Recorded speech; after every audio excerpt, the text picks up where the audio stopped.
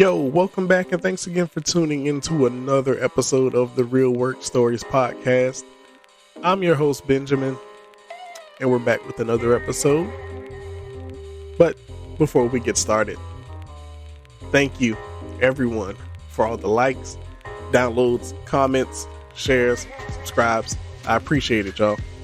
I only say it every episode because I mean it every episode, y'all. For real. And you know what? Since I'm saying thank you, let me say thank you again. And the reason why is because this episode is just a shout out, okay? It's a shout out to everyone who does any kind of customer service, okay? Why? Because this is a tireless and thankless job. The way I see it is, basically, we make the world go around. And I do mean we make the world go around. Now, why do I say that? I'm glad you asked. Number one, because we do this all over the world, from the USA to Canada, Mexico, the Philippines, India, and everywhere else. There's nowhere you can go where you don't find someone doing some type of customer service. And I mean, look, I don't care if you work for a cell phone company, insurance, a bank, 911 dispatchers, which is a whole nother level of things in and of itself. Now, I know you're probably thinking, well, 911 dispatchers don't really talk to customers. Well, they answer phones and they help people with problems. It's the same principle, okay? Just go with it. But aside from that, I mean, like, people at the post office, the pet shop, the pharmacy, the grocery store, servers, hotels, car dealerships, any type of customer service you do, thank you. Now, just in case, if you thought I was tripping, let's do a thought experiment, if you will. Imagine what would happen if, let's say, the next 24 to 48 hours, all customer service stopped. Everywhere. All of it. Everywhere. I'm gonna let you think about that for a couple seconds, okay? Now, if you're having a hard time thinking of like what that would really be like, let me just give you a little insight, okay? So, when you're online trying to get on, whatever company's website you're trying to use, and you type your password in wrong too many times and it says, hey, you've been locked out, please call this number. Well, when you call that number, nobody answers. So you can't get your password reset. Now you can't get online to do whatever the thing is you were trying to do. And I hope you weren't trying to pay a bill, because you can't even call customer service to pay the bill. Now, I would tell you to go to the store and pay the bill, because that's a thing too, even though I know people don't really like to do that. But there's nobody working at the store either. Okay? Right. Now, you could call the little automated system and listen to the, hi, thanks for calling. If you would like to pay your bill, press 1. Yeah, you can do that until you type your card number in wrong too many times, and then that stops working. And see what I mean? It just turns into a whole ordeal. Now, as if that wasn't bad enough, because, that could be pretty bad. Sometimes you're not doing anything wrong. Maybe your bank just decided, no, you're not using your card right now. Please call this number for our fraud department so we can talk to you about it. Except nobody's there. Right? You see where I'm going with this?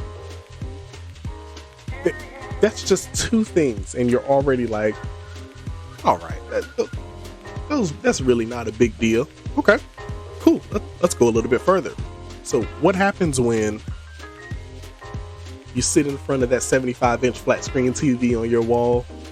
You pick up the remote off your coffee table, you plop down on the chair, you about to watch an episode of insert your favorite TV show there,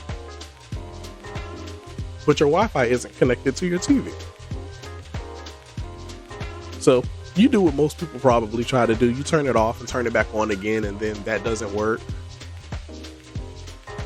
So you go over to your router, you unplug it, you plug it back in, you see all the little lights on, and all the lights are, flashing in the right places and stuff. And, if you're anything like me, you probably grab the little manual that came with it, like, all right, okay, yeah, this light supposed to be red, that was supposed to be green, this was supposed to be blue. Yeah, it should be working, right?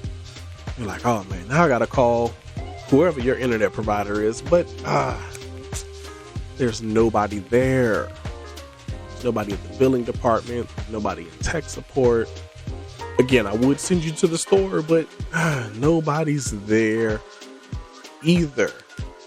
Remember those packages you ordered from Amazon? Well, see, I'll let you keep the Amazon because, it's a website. You can keep the website, but there's no drivers to deliver your packages. Now, you can argue that delivery drivers don't do customer service, but I'm going to argue back that everyone they deliver their packages to is a customer. See where I'm going? Now you're not getting your packages. That package that you paid overnight shipping for that was supposed to be here by 10 a.m. It's not going to be here by 10 a.m. because there's nobody driving to bring you the package. I mean, you could try to go to the Amazon warehouse to pick it up, but here's the problem. Nobody's there. You see where I'm going with this, people? Nobody's there. All right. About to step on a couple toes because now you can't go to the pharmacy to get your prescriptions filled. Why? Because nobody's there. Yeah. Now, you probably are like, maybe this is starting to click a little bit. What we do is important. Okay? Like, think about this. Without customer service, no buying food from restaurants. Or the grocery store for that matter. Unless you're going to use a self-checkout. But what happens when you try to buy one of those, 21 and older beverages? Don't you need the store code for that? You swipe it. I mean, you ring it up and beep, little thing turns red. You got to wait for somebody to come over there and type in their code all fast and stuff. Yeah, that's going to be a little problematic for you. Now, you might need brakes on your car. Or you might need to get your tires rotated. But you can't because Jiffy Lube is closed because nobody's there. Like you can go to the gas station because I know you want to put $12 on pump one, but once you put your card in, it said, "Oh, please see cashier." There is no cashier for you to see, so looks like you just won't be getting no gas. And now we're back to the first problem because you can't even call the bank to make sure that there's something not wrong with your card. You see what I'm saying? Like it just turns into a whole cluster bomb of things that are going wrong. And to be honest, my skin is crawling a little bit just thinking about what would happen if customer service just didn't exist in some way, shape, form, or fashion. Because we thebomb.com. Like I said, we make the world go around. And we're needed a lot more than people want to give us credit for. So that was a really long, drawn out way of me saying, again, thank you to everybody who does any type of customer service.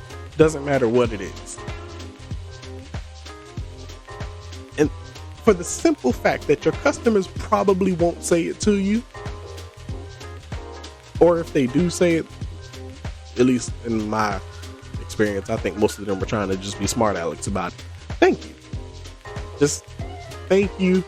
That's what this episode is literally about. It's thank you to everybody who works in any type of customer service. And thanks again for tuning into another episode of the Real Work Stories podcast. I'm your host, Benjamin. Catch you next time. Holla.